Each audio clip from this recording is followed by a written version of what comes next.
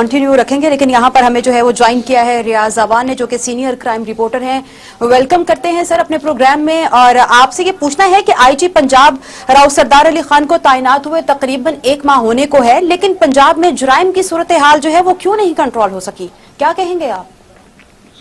جی بالکل، آپ کی بات بالکل صحیح ہے کہ جرائم کی شرح جو دن بدن اتنے اضافہ ہوتا چلا جا رہا ہے، اس کی 2 وجوہات ہیں. پہلی وجوہات تو وہ پولیس خود بتا دیتی ہے، جس میں ان کا یہ کہنا ہے کہ چونکہ فری رجسٹریشن ہوئی ہے اور فری رجسٹریشن کی وجہ سے جو ہے وہ کرائم جو ہے رجسٹریشن بڑھی ہے، جس کی وجہ سے آپ کو کرائم کے اعداد و شمار جو ہے وہ بڑھتے ہوئے نظر آتے ہیں. لیکن اگر حقیقت میں اگر دیکھا جائے تو اس کی سب سے بڑی وجہ یہ ہے کہ کرائم واقعی ہو بہت زیادہ رہا ہے.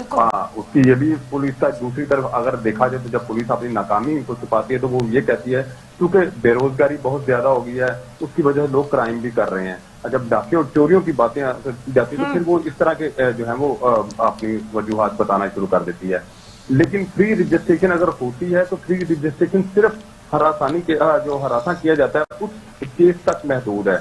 ڈکیتی یا چوری کی اگر واردات ہو جائے تو وہاں پر فری رجسٹریشن کا قانون جو ہے انہوں نے بنایا وہ لاگو نہیں ہوتا. ہاں، دوسری طرف اگر دیکھا جائے تو کیوں کرائم نہیں رک رہا، جو عام شہری کی نظر میں اس میں سب سے بڑی وجہ یہ ہے کہ جو پولیس افسران کے مسلسل تبادلے ہیں. اگر ایک افسر جو ہے وہ 1 مہینے کے لیے یا 2 مہینے کے لیے ایک جگہ پہ تعینات ہوا ہے تو اس کے بعد اس کو فوری طور پر تبدیل کر دیا جاتا ہے. وہ اس علاقے کو پوری طرح سمجھ نہیں پا رہا ہوتا تو اس کے بعد دوسری جگہ اس کو بھیج دیا جاتا ہے، جس کی وجہ سے اب پتہ نہیں اس کو کرائم جو ہے وہ بڑھتا جاتا ہے اور اس کو اپنے علاقے کا پوری طرح علم نہیں ہو پاتا. اچھا، اس کی ایک اور وجہ یہ بھی ہے کہ پولیس جو نیچے جو عملہ ہے وہ جب تک یہ پیڈ کرائم ہے اس کو نہیں روکے گا اس وقت تک یہ جو کرائم ہے یہ بڑھتا ہی رہے گا، یہ کم نہیں ہوگا. اور پولیس افسران جو ہیں، دوسری بات سب سے بڑی جو بات ہے وہ کیوں کرائم بڑھتا جا رہا ہے اس کی وجہ یہ ہے کہ کنوکشن ریٹ نہیں ہے. جو ملزمان پکڑے جاتے ہیں ان کو عدالتوں سے سزائیں نہیں ہوتی، اس کی وجہ یہ ہے کہ پولیس کی ناقص تفتیش کی وجہ سے وہ عدالتوں سے رہا ہو جاتے ہیں.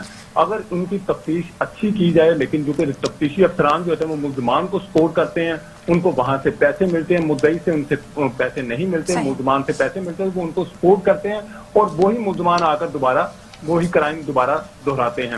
اچھا ریاض صاحب، آپ نے یہاں پر یہ بات کی ہے کہ جو ہے پولیس کے تبادلے کر دیے جاتے ہیں، تو یقیناً اگر کوئی بھی جرم ہوتا ہے کسی بھی علاقے میں کسی بھی شہر میں تو ان کے جو پولیٹیشنز ہوتے ہیں ان کا بھی تو بڑا ہاتھ ہوتا ہے نا اس میں. دیکھیں، میں آپ کو ایک بات بتاؤں کہ یہ اگلا سال جو ہے اس کو الیکشن کا سال کہا جا رہا ہے. ظاہر ہے جو سیاسی لوگ ہیں ان کی کوشش یہی ہوتی ہے کہ جو ان کے علاقے میں ڈیپو لگے، جو ایس پی لگے یا کوئی آر پی او لگے تو وہ ان کی مرضی کے مطابق ہو، اور ان کی کوشش بھی یہی ہوتی ہے کہ وہ اپنا اثر و رسوخ جو ہے وہ استعمال کریں. اور بعض جو ہیں وہ سیاست دان جو ہیں وہ اپنا اثر و رسوخ استعمال بھی کرتے ہیں اور اپنی مرضی کے افسران بھی تعینات کرواتے ہیں. ہم یہاں پر کسی کو مرود الزام نہیں ٹھہرائیں گے، لیکن بات یہ کہ آپ کا سسٹم ایسا کیوں ہے کہ جس کی وجہ سے جو سیاستدان ہیں وہ اپنا اثر و رسوخ استعمال کرتے ہیں. پولیس کی کمزوریاں ہیں جس کو پولیس اپنی کمزوریوں کو چھپانے کے لیے پھر جو سیاسی لوگ ہیں ان کا سہارا لیتے ہیں، اور سیاسی لوگ ہی پھر ان کو جو ہے وہ استعمال بھی کرتے ہیں.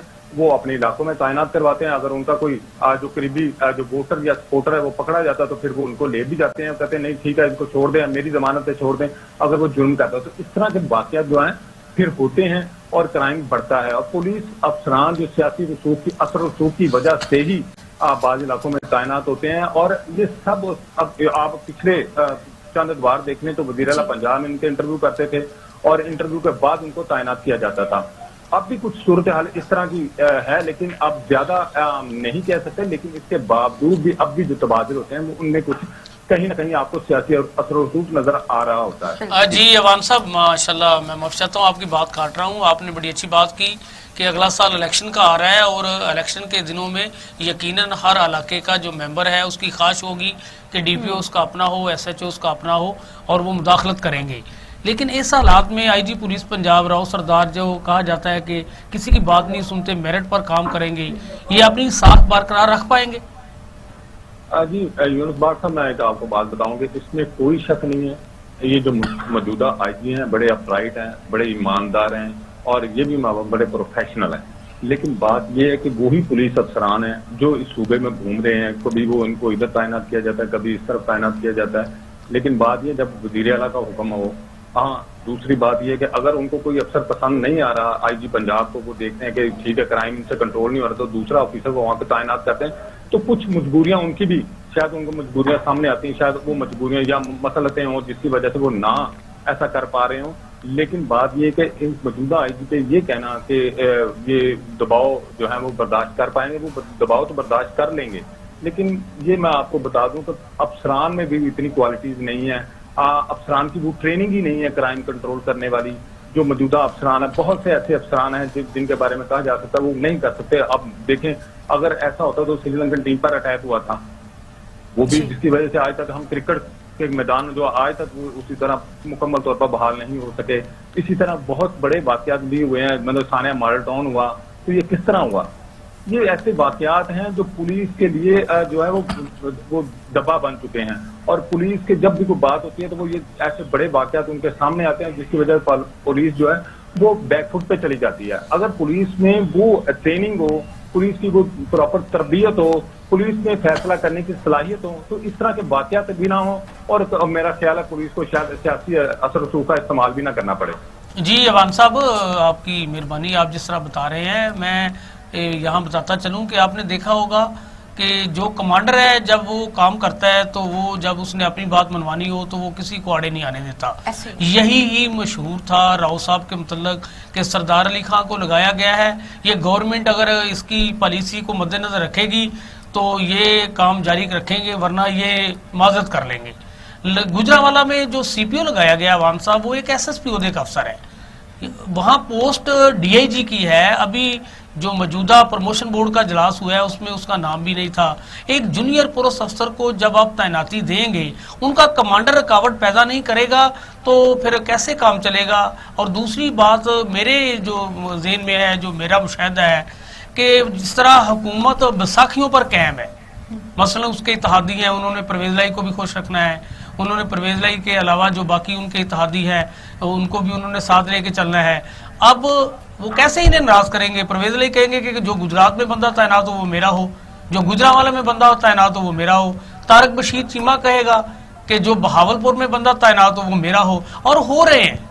یعنی کہ یہ جو سی پی او گجرانوالہ ایک جونیئر افسر کی, ہمارے پاس اتنے ڈی اے جی پڑے ہوئے ہیں, تو محکمے میں بھدلی پھیلی ہے اور راؤ صاحب نے کوئی رکاوٹ ہی پیدا نہیں کی. تو صورتحال نظر نہیں آ رہی کہ راؤ صاحب کوئی جو ہے نا وہ اپنی شہرت برقرار رکھ پائیں گے, اور وہ جو مشہور ہے اس کے متعلق کہ جی وہ کسی کی بات نہیں سنتے. بھائی ان کا کام تھا جہاں غلط کام ہو رہا ہے مداخلت کریں. اب دیکھیں انہوں نے ایک جب گورنمنٹ کا پھٹا پڑ گیا ہے الیکشن کمیشن کے ساتھ, تو چیف الیکشن کمشنر کا پھٹا پڑتے ہی انہوں نے اس کے ایک قریبی رشتہ دار جو یہاں مالٹون انویسٹیگیشن میں تعینات تھے زہیب رانجھا, اس کو یہاں سے اٹھایا راجن پور پھینک دیا ہے. تو یہ تو سیاسی انتقامی کاروائیاں جاری ہیں. جی آپ اس پہ اتفاق کرتے ہیں یا نہیں کرتے؟ دیکھیں یونس بار صاحب, میں آپ کو ایک بات ہوں, میں نے آپ کو پہلے کہا کہ اگر پولیس کی ٹریننگ پراپر ہو, پولیس کے فیصلہ سازی کی ان میں اہلیت ہو, تو وہ آپ کو کبھی کسی سیاسی اثر رسوخ کا آپ جتنا مرضی سیاسی اثر رسوخ آپ برداشت کر لیں گے.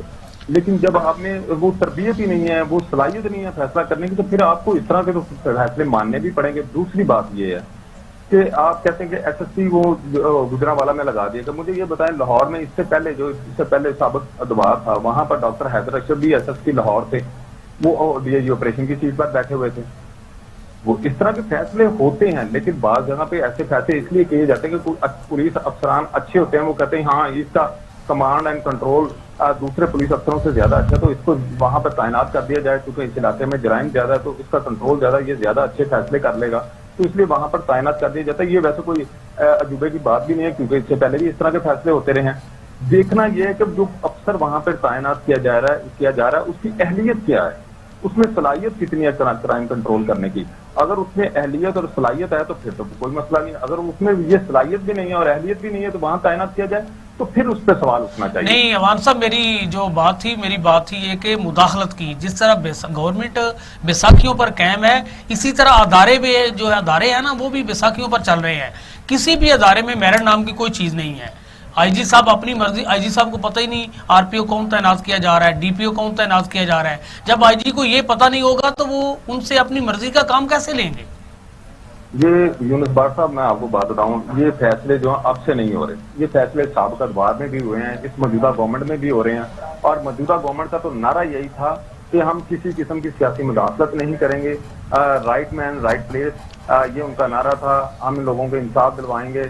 لیکن ابھی تک جو سابق ادوار کا جو سلسلہ تھا وہ چل رہا ہے، کہیں جو ان کے نعرے تھے یا ان کا منشور تھا وہ کہیں ہمیں نظر نہیں آ رہا. شاید اسی وجہ سے لوگ جو ہیں وہ خاصے پریشان بھی ہیں اور شاید کرائم بھی جو ہے وہ بڑھ رہا ہے.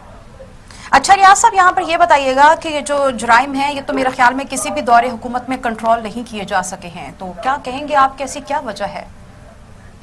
دیکھیں بات یہ، میں آپ کو ایک بات بتاؤں، جب تک پیڈ کرائم جو ہے نا وہ آپ نہیں روکیں گے اس وقت تک یہ کرائم نہیں رکے گا. دوسری بات، بے روزگاری میں اضافہ، یہ ماننے والی بات ہے، لیکن بات یہ ہے کہ ہم سے بھی زیادہ لوگ جو ہیں، ہم سے بھی زیادہ لوگوں جو دوسرے ممالک ہیں وہاں بے روزگاری ہے، لیکن وہاں کرائم دیکھو یہ نہیں ہے.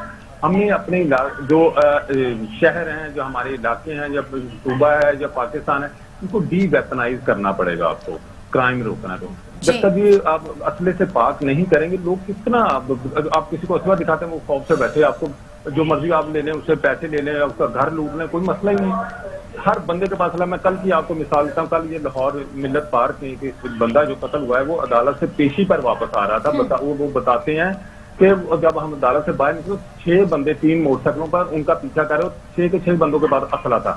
اور آپ لاہور کی جو اس وقت فورس ہے وہ 40,000 کے قریب لاہور میں پولیس فورس تعینات ہے، جس میں ڈولفن فورس بھی ہے، پیرو فورس بھی ہے، سب سے زیادہ اکوپڈ فورس جو ہے وہ لاہور میں ہے. اس کے باوجود ملت پارک علاقے میں بڑے بازار میں دن دہاڑے آپ وہ 6 بندے گاڑی میں سوار مسلح جو 6 شخص ہیں، وہ گاڑی میں سوار جو لوگ ہیں ان پر فائرنگ کرتے ہیں اور اس کو وہیں پر قتل کر دیتے ہیں اور دن دہاڑے.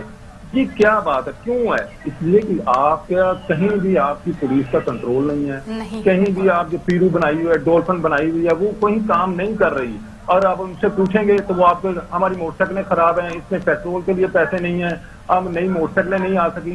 یہ وجہ نہیں ہے. ہم ٹیکس دیتے ہیں، عوام ٹیکس دیتے ہیں اس لیے کہ ان کے جان و مال کا تحفظ کیا جائے. جب آپ ٹیکس دے رہے ہیں اور جان و مال کا تحفظ نہیں کر رہے تو اس کا مطلب وہ آپ کی کمزوریاں، آپ اپنی کمزوری پر پردہ ڈالنے کے لیے نت نئے بہانے ڈھونڈتے ہیں. اور وہ بہانے جو ہیں وہ کب تک آپ اس طرح چلاتے ہیں؟ آپ لوگوں کو سب سمجھ آ چکا ہے کہ پولیس کی اتنی اہلیت نہیں ہے، ان کی پراپر تربیت نہیں ہے، ان کی پراپر ٹریننگ نہیں ہے. یہ سب اسی وجہ سے ہے.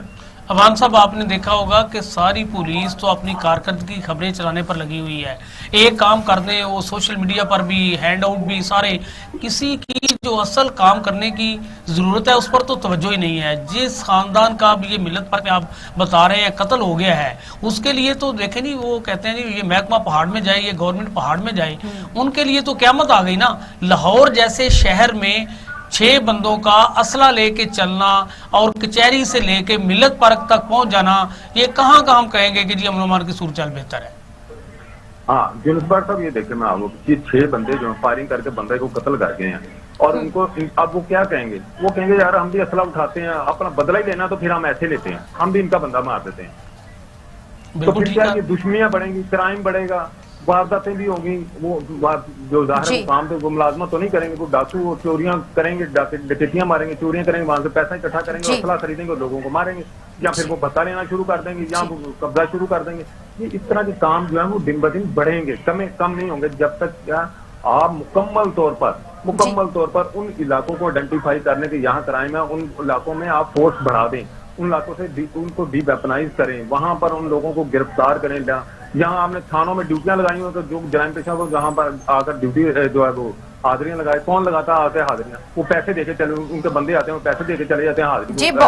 جی ریاض صاحب بہت شکریہ. آپ ہم سے بات کر رہے تھے اور ناظرین یہاں وقت ہوا ہے ایک بریک کا.